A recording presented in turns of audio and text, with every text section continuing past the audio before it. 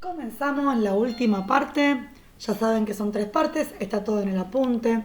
Es la parte motora esta. Presten mucha atención, cualquier duda preguntan. Bueno, ahora vamos a pasar al sistema motor. Recuerden, ya hablamos del sensitivo, teníamos el motor y el autónomo. Ahora vamos a hablar del motor y lo que nos vamos a encargar es de las eferencias. Son las respuestas que nuestro sistema nervioso va a ejecutar ante lo que sucede. Los órganos que se van a encargar de este tipo de respuestas pueden ser el músculo esquelético, el músculo liso o las glándulas. Vamos a hablar un poquito de lo que es el sistema piramidal, el sistema extrapiramidal y los diferentes tipos de movimientos.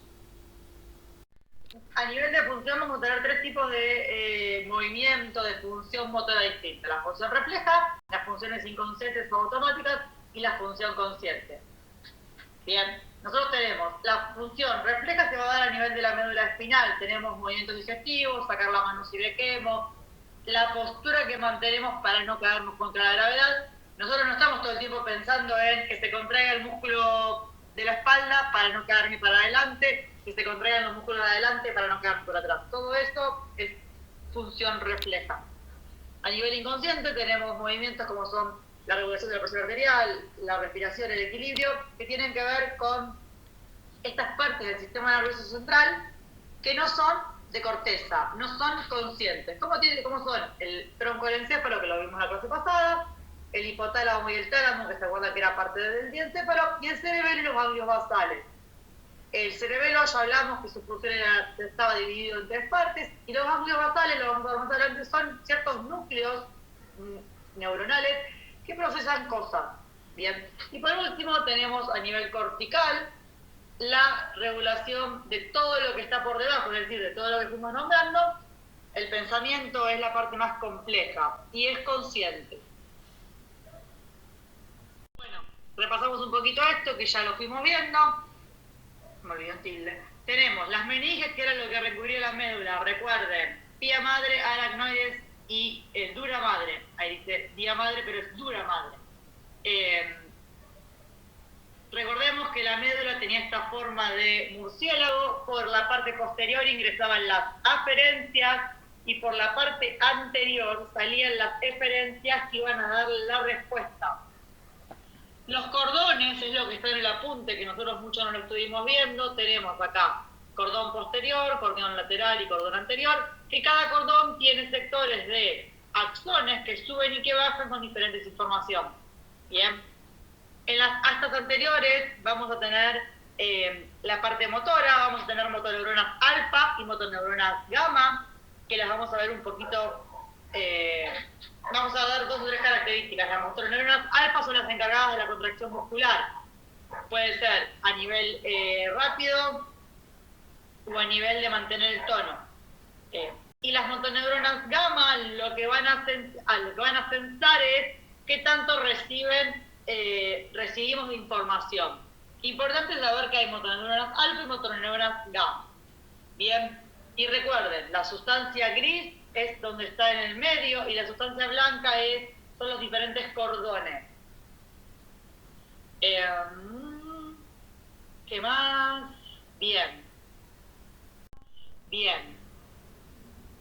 Tengamos en cuenta que lo sensitivo ingresa por la parte posterior, lo motor sale por la parte anterior de la médula espinal, lo sensitivo subirá e irá a los diferentes sectores del sistema nervioso central más superior que estuvimos viendo recién, y lo motor provocará algún tipo de respuesta.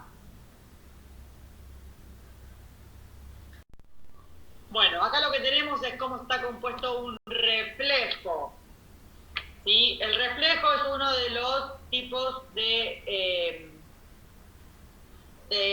movimiento que tenemos. Recuerden que tenemos movimiento voluntario, movimiento automático y movimiento reflejo. Importante saber cómo está formado el reflejo. El reflejo está compuesto por un estímulo, que va a ser lo que llega, un receptor sensitivo, una vía aferente que lo va a transmitir, un centro integrador que lo va a procesar, una vía eferente que va a emitir la respuesta y el efector que va a ser quien produzca esa respuesta. Hay diferentes tipos de reflejos, hay reflejos a nivel del músculo esquelético, que es el músculo que usamos para movernos, a nivel del músculo liso, que tiene que ver más con la parte del sistema nervioso autónomo. Miremos acá. Esta persona pone el dedo en el fuego, ese estímulo va por el caminito azul, que sería una vía aferente. El estímulo es quemarme. El receptor está en el dedo, es un nociceptor o un termorreceptor. Va a ir por la vía aferente, va a ingresar por la parte posterior de la médula, se va a producir acá el centro integrador y se va a producir por vía aferente, vía rojo, en el dibujito de abajo, la respuesta para yo sacar la mano. Conceptos, a ver cómo está compuesto un reflejo y cómo se produce.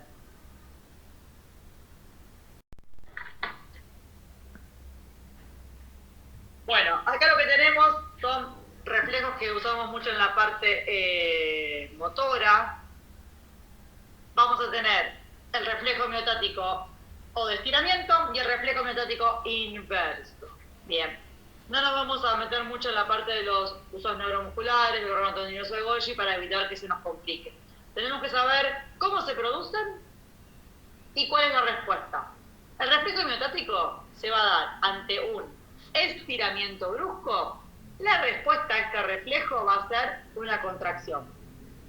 El ejemplo que siempre doy yo es el de cuando uno va durmiendo en el colectivo. Muchos no estamos durmiendo en el colectivo, pero cuando uno se vuelve cansado, capaz del profesorado, que viene sentado y la cabeza va cayendo, uno se va quedando dormido, va cayendo, llega un momento en que los músculos del cuello se estiran tanto que la respuesta ante ese estiramiento brusco es la contracción. Entonces yo voy ahí durmiéndome y de repente es como que la cabeza rebotara.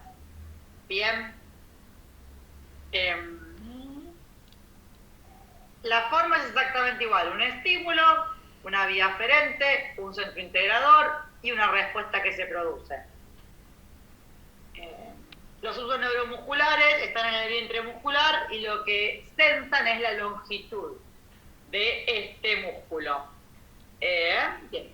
Después tenemos otro reflejo que es el reflejo tendinoso o miotático inverso, que lo que va a hacer es responder ante la tensión, ante el aumento de carga. Bien, es un reflejo de protección. Es decir, si yo vieron, este es el reflejo del que levanta peso, el levantamiento olímpico. La persona levanta peso, pero esos músculos están tan contraídos que ese aumento de tensión, si yo no lo relajo, va a lastimar el cuerpo. Entonces, se inhibe ese músculo, se relaja. Ante una contracción excesiva, que genera mucha tensión en el músculo, la respuesta es la inhibición, la relajación de ese músculo. Miren la diferente ubicación, acá tenemos que el órgano tendinoso de Golgi se ubica en los tendones, es decir, en los extremos de los músculos, y el uso muscular entre medio en las fibras intrafusales del músculo. Recuerden las dos diferencias, esto lo suelo preguntar, reflejo miotático o de estiramiento, reflejo tendinoso o miotático inverso. Miotático es, ante un estiramiento brusco, se produce la respuesta que es una contracción, y el reflejo tendinoso o miotático inverso es que ante una contracción excesiva se produce la relajación del músculo.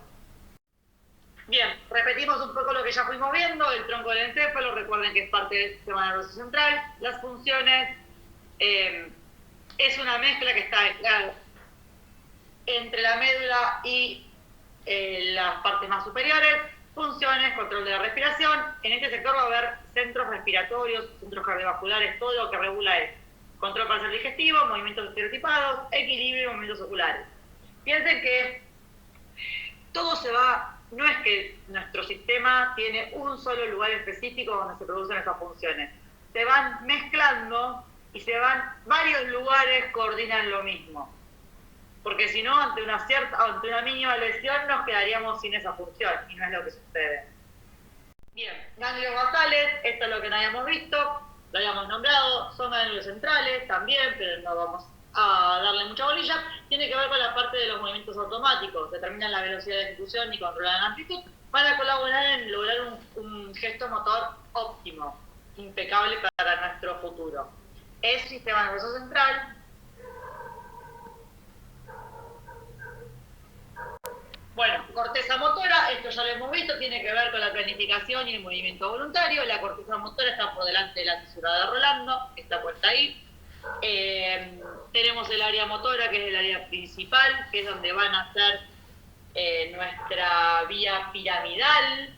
Recordemos que la vía piramidal nace en el área motora, baja, va tocando diferentes núcleos para recabar más información, se cruza a nivel del bulbo raquídeo, recuerden que la vía piramidal se cruza a nivel del bulbo raquídeo y baja por el otro lado, es decir, la orden que sale de mi corteza motora izquierda baja por la parte derecha de mi columna y va a ejecutar movimientos de mi lado derecho de músculos. Tenemos otras áreas motoras que colaboran, como son el área motora suplementaria, el área premotora. Acá lo que tenemos es el homúnculo, que esto ya lo vimos, que está en la punta también, que tiene que ver con la cantidad de nervios que va a tener cada uno de estos sectores. Cuanto más grande es el sector, más cantidad de nervios. ¿Por qué? Porque más mínimos movimientos va a tener ese sector. Bien, para resumen, cerrar, corteza, funciones superiores, cognición, planificación de movimientos voluntarios, percepción sensorial. Núcleos basales planifican la acción motora, el cerebelo, equilibrio y postura, ayuda al aprendizaje motor, también estaba la coordinación. Diencéfalo, teníamos el tálamo, que era el que recibía los estímulos sensitivos y lo mandaba al donde correspondía, y el hipotálamo, que se va a encargar de la parte endócrina, que es la parte hormonal. Tronco del encéfalo, tenemos funciones vitales, postura y equilibrio, y la médula espinal, tenemos los reflejos, que recuerden que la médula espinal recibe aferencias y emite eferencia. Un poco, organización general del procesamiento de la información, función integradora. Las aferencias van a entrar por nuestros diferentes sentidos, se va a integrar a nivel de nuestro cerebro y médula espinal, según si es un reflejo, es algo automático, motor, voluntario o reflejo, y se va a producir una eferencia. Bien, elaborar la información que le llega a las vías sensitivas para dar respuestas motoras y mentales a las vías motoras.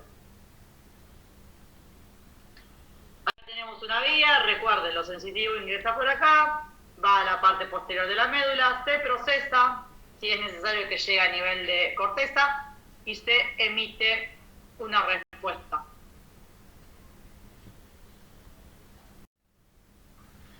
Acá tenemos otras vías, la del arco reflejo, acá tenemos el ejemplo de me quemo, toco la pava caliente, sensitivo ingresa, va a médula, médula emite la respuesta, acá no hay, es algo involuntario, acá no hay una elaboración de corteza, que es lo consciente, lo que yo pienso. Acá tenemos la respuesta motora voluntaria, que no tiene que ver con la parte de los órganos, tiene que ver con la parte del músculo. Bien, yo recibo, sea cual sea el movimiento que yo reciba, o elaboro un proceso que quiero ejecutar y lo produzco a través de la orden de mi corteza. Falta poco. Bien, el sistema nervioso autónomo tiene que ver con el controlar las funciones internas e involuntario. Está dividido en dos, el simpático y el parasimpático. Ahora vamos a ver bien claro cuál es uno y cuál es el otro, y después lo demás va saliendo. Tiene control sobre la frecuencia cardíaca, la tensión arterial, la distribución de la sangre y la respiración. En el apunte parece más largo de lo que es porque tiene un cuadro, pero es sencillo. Vamos a tener que saber cuándo se activa el autónomo y cuándo se activa el parasimpático. El simpático y cuándo el parasimpático. A grandes rasgos, chicos. Pensemos que tenemos que tener conceptos grandes. Bien, acá tenemos lo que hace el simpático y lo que hace el parasimpático. Y quiero que cada uno lo piense. Si el simpático me dilata la pupila, me inhibe la salivación, me relaja los bronquios, me acelera el impulso cardíaco, me inhibe la parte digestiva, me estimula la liberación de glucosa. ¿Para qué servirá todo eso? ¿Para qué me sirve a mí tener más frecuencia cardíaca, tener más glucosa disponible para usarla, que se relajen los bronquios, que mejore la respiración, dilatar la pupila, es decir, ampliar la pupila para que la vista sea mejor? Y en cambio, del otro lado, contraer la pupila, contraer los bronquios, reducir el latido. ¿Qué diferencia habrá entre uno y el otro?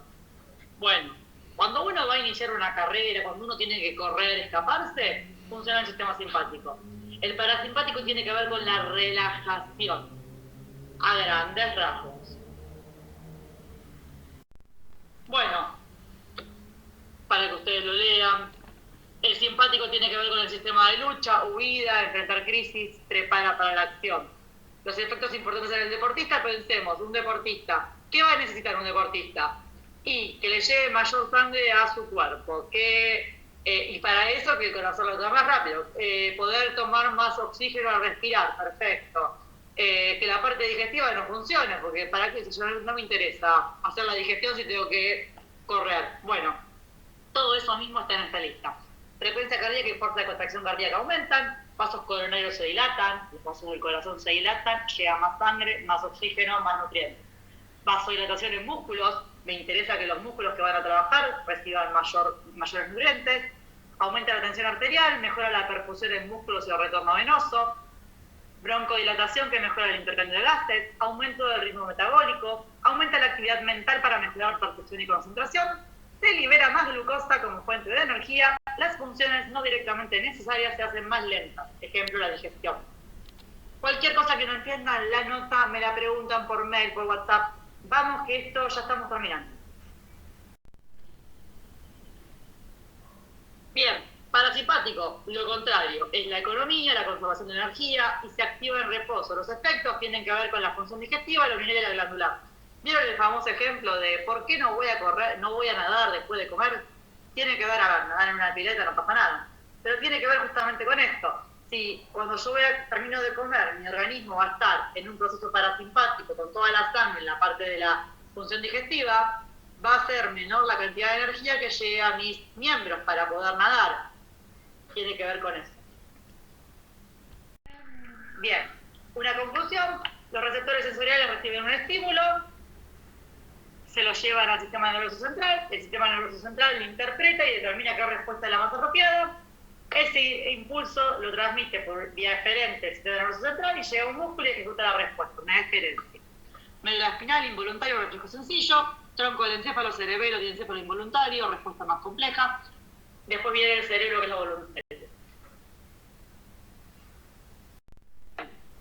Creo que es la última, la anteúltima. Programas motores o engranajes. Cuando aprendemos una habilidad motora, nuestros periodos iniciales requieren de práctica y concentración. A medida que nos familiarizamos con la habilidad, no necesitamos concentrarnos tanto. Por último, una vez que hemos perfeccionado la habilidad, podemos llevarla a cabo con poco o sin un esfuerzo consciente. En el cerebro se almacenan modelos aprendidos específicos para ejecutarlos a voluntad. Como ya dije en alguna de las clases que tuvimos, cuando uno arranca a jugar al handball tiene que pensar cuántos pasos, qué tan cerca de la defensa, lo mismo para todos los deportes. Como futuros profes sabemos que al comienzo el repetir es muy necesario, ya sea tanto la consigna, tanto el prestar atención, y a medida que uno va creciendo y va adquiriendo sus habilidades se vuelve todo más fácil. Y los movimientos se vuelven más complejos. Yo no puedo aprender a correr si antes no aprendí a caminar. ¿Se entiende? Llegamos a la última diapositiva. Como dice ahí, el cerebro combina con todo, usalo. Sé que es difícil, pero la idea es que ustedes, como futuros profes, tengan una imagen más amplia de todo lo que somos y de cómo se conectan y cómo funcionan todas nuestras partes. Lo que vimos en esta clase fue cómo nuestro sistema nervioso se va a encargar de controlar, ejecutar los movimientos, de controlar qué sentimos, por qué lo sentimos. Vamos, que es difícil, pero falta poco y se termina el año.